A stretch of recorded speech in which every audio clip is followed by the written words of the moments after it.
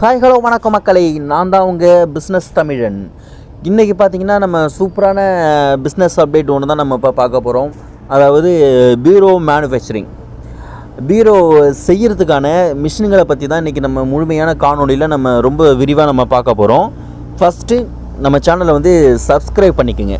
ஏன்னா நம்ம டெய்லி ஒரு புது பிஸ்னஸ் அப்டேட்ஸ் நம்ம கொடுத்துக்கிட்டு இருக்கோம்.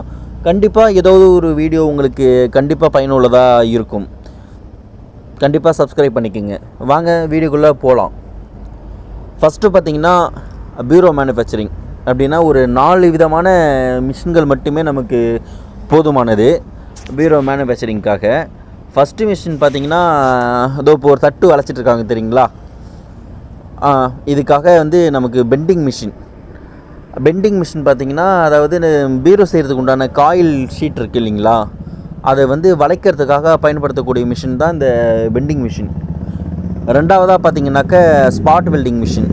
இப்போ வெல்டிங் பண்ணிகிட்ருக்காங்களே, இந்த மிஷினோட பேர் தான் ஸ்பாட் வெல்டிங் மிஷின். அதாவது இதோட பட்ஜெட் பார்த்திங்கன்னா 35லேருந்து 70 அந்தந்த பட்ஜெட்டுக்கு தகுந்த மாதிரி மிஷின் வந்து அவைலபிள் வந்து இருக்குது.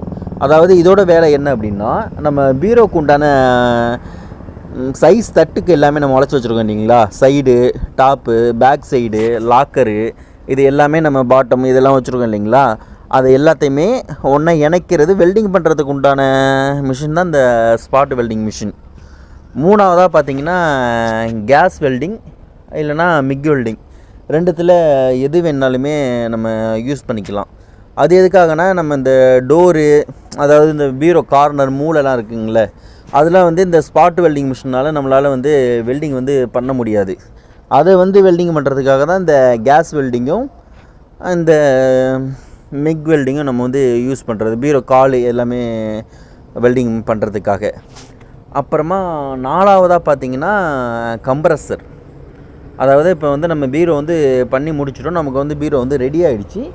பீரோ வந்து இப்போ வந்து நம்ம பெயிண்ட் பண்ணோம் அப்படின்னா கண்டிப்பாக வந்து ஸ்ப்ரே பண்ணி கம்ப்ரஸர் நமக்கு ஒன்று வந்து கண்டிப்பாக வேணும்.